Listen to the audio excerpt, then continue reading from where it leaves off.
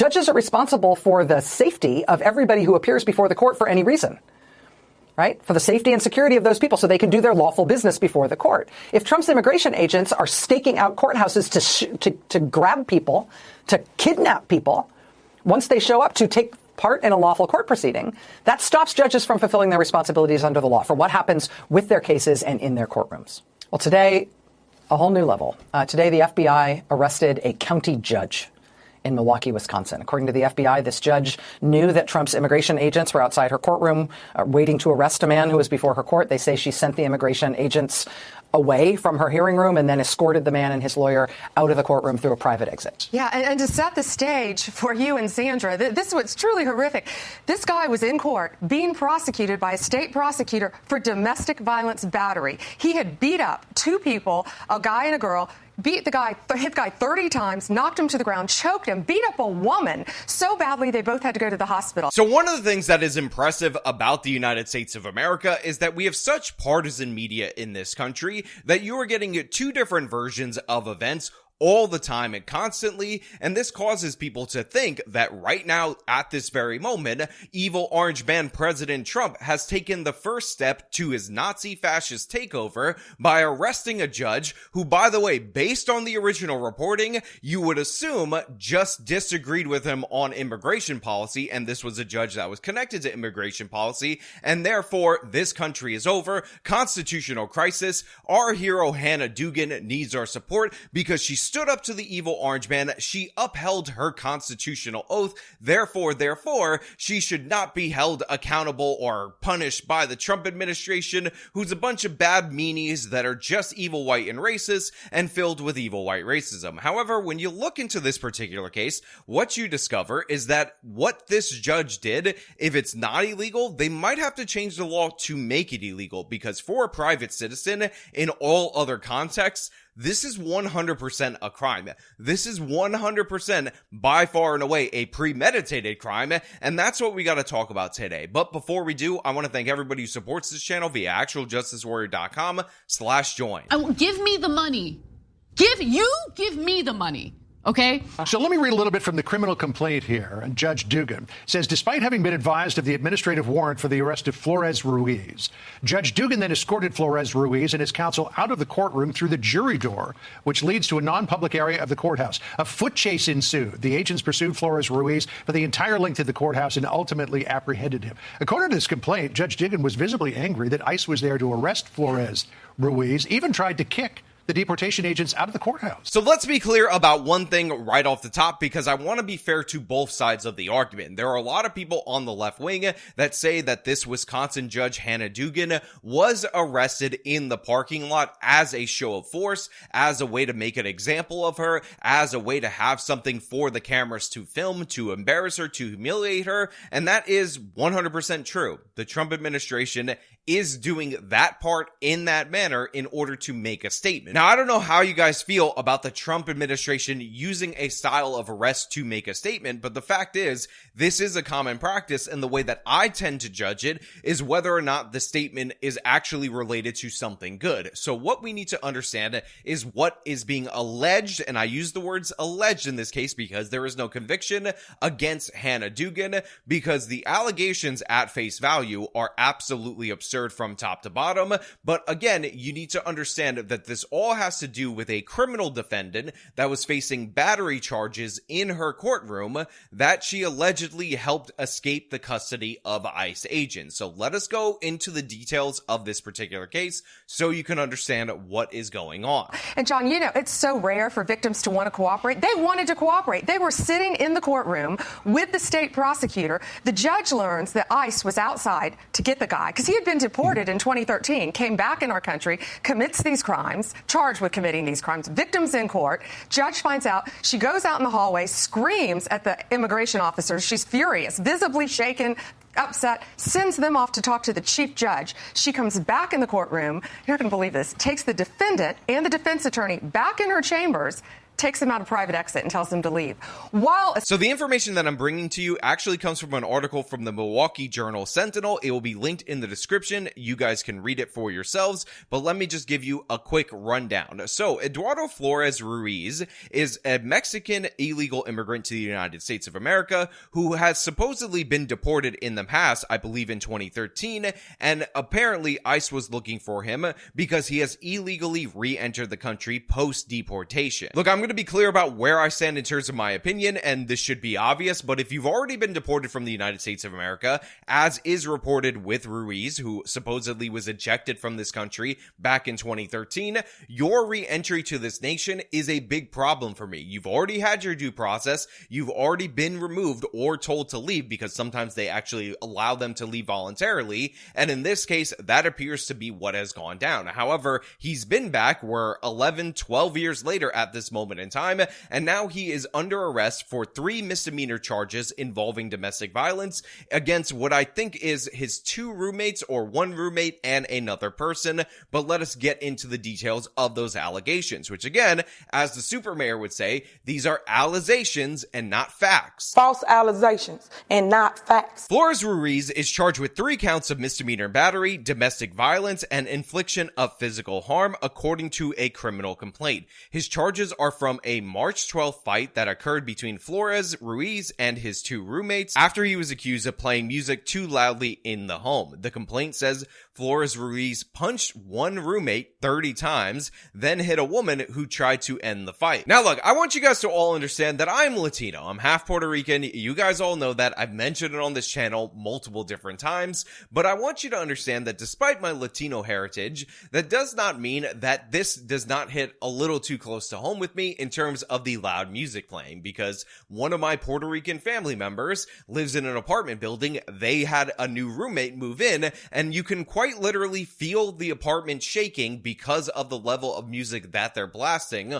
on the apartment that is on a different floor from them. So I understand the pain that is going on right here. I understand the anger, and in no way, shape, or form is it appropriate when somebody tells you to turn down your music for you to punch them 30 times. This sounds like a beatdown. This sounds quite serious, and it begs the question, at least for me, which is, why wouldn't they actually prosecute this as a felony charge? Because this seems like a brutal beating, not to mention the fact that the blasting of the music against your roommates, that's just a faux pas, and we should not have those people in this country. Again, he can't even respect the people within his own apartment. He can't even respect the people that he lives with, and we're supposed to expect him to respect the laws of our country. Obviously, he's not going to do that. Obviously, he's going to violate that, and that means he should get gone. So obviously, you end up having a court hearing. Now, this guy was arrested. He was going to face these charges of domestic violence. You guys saw from the complaint that at least one of the people that he attacked was a woman,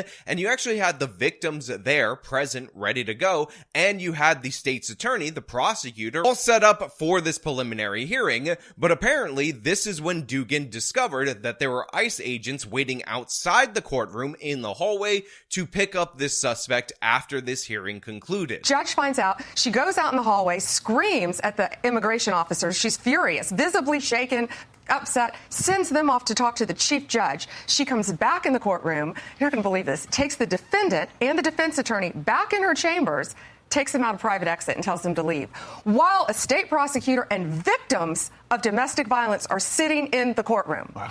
You know, Madam Attorney General. Now, like I said earlier, Flores Ruiz was removed from the United States of America on January 16th of 2013 when it was ruled that he needed an expedited removal from this nation. Now, he was in the country, obviously in Milwaukee, because he has been charged with this particular crime, but you need to understand that at no time did he even apply to re-enter the United States legally. He just snuck across the border and again had been here for over 11 years at the time that ICE was able to match his fingerprints and whatnot to their system, and they decided to pick him up. And 6 agents were reportedly waiting in the hallway outside the courtroom when Dugan discovered that this was the case and decided that she was going to go out and talk to them. Now, as a distraction, and again, this is me editorializing a little bit, although it is in the allegations from the federal government, Dugan had told these ICE agents that they actually needed to coordinate with the chief judge in this courtroom to talk about the procedure on what you should do in order to remove somebody with the administrative warrant that they had, which is the warrants that oftentimes ICE uses.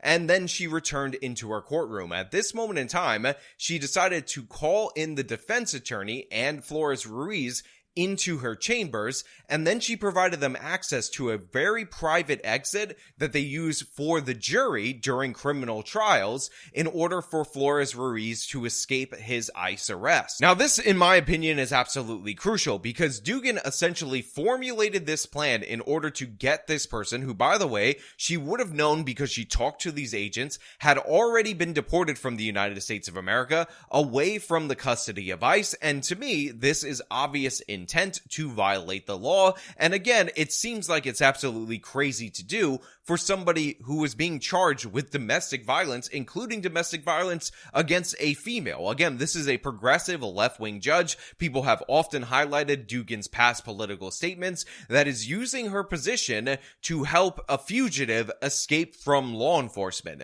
This would be illegal undoubtedly for a private citizen to do, and it would be hard for me to imagine some kind of exemption to the law that makes this okay or acceptable for a judge to act in this way. Although I do want to point out that the federal law in question could be written in such a way that this kind of official procedure happens to be exempt or something, or that this does not technically constitute a violation of federal law. Again, that's why we have court cases. That's why we actually adjudicate these things. And these are, of course, the allegations from the Justice Department. They are not necessarily facts. But if true, even if it's not technically illegal, which again, I do believe it is probably technically illegal, this is absurd. This is absolutely insane. Could you imagine a circumstance where somebody approaches a judge saying that they have a warrant for another matter or another jurisdiction, and that judge decides to sneak the defendant out through a back door? By the way, Flores Ruiz ended up leading ICE agents on a police chase. We've seen this in Colorado where ICE agents actually got injured due to the fact that they can't turn over people to ICE directly. They have to release them in the parking lot,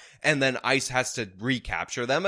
But yeah, he was caught eventually after the police chase, even though he was trying to run away. But you have an instance right here where the prosecutors were absolutely stunned that they released this individual that they were expecting to try, again, through a side entrance.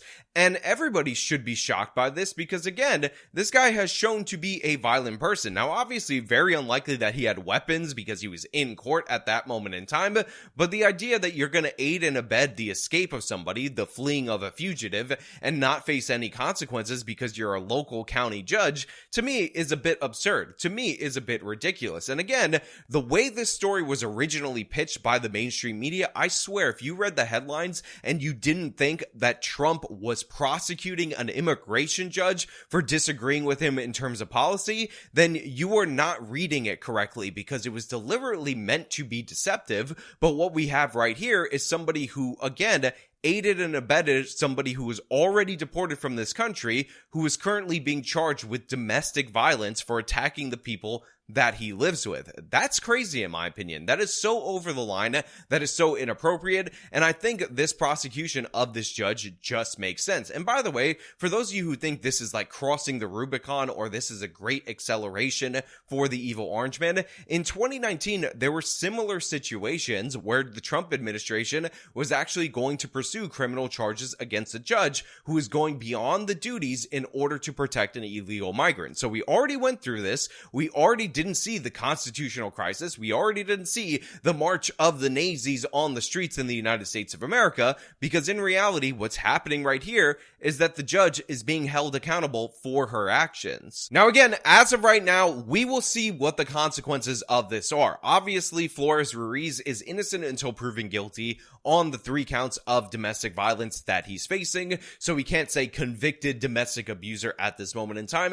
And of course, Dugan has the right to due process as well. And again, I'm not familiar with the laws surrounding these specific circumstances, but in my opinion, if you are an average everyday citizen, and again, it could be different from a judge, because remember, courtrooms are public, but these ICE agents had to wait outside of the courtroom, so there could be different rules right here that I want to leave room for, because I don't want to give you guys bad analysis and tell you that this judge is 100% going to jail. But it seems like if you were to go out tell ICE agents that they needed to go over there, or any law enforcement officer, and then facilitate the escape of the suspect that they were looking for, that would be illegal. That would be a crime, and you would expect to be arrested for this. So honestly, again, as long as this can be proven in court, as long as there is a specific violation that Hannah Dugan can be held accountable for, I'm totally fine with this. In fact, I think it is more than acceptable, because it's absolutely crazy that this woman decided to sneak this guy out of court when, again, he's already been deported from the United States of America. But you know what?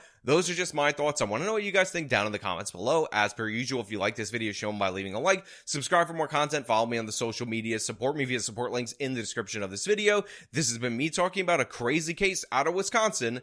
Till next time.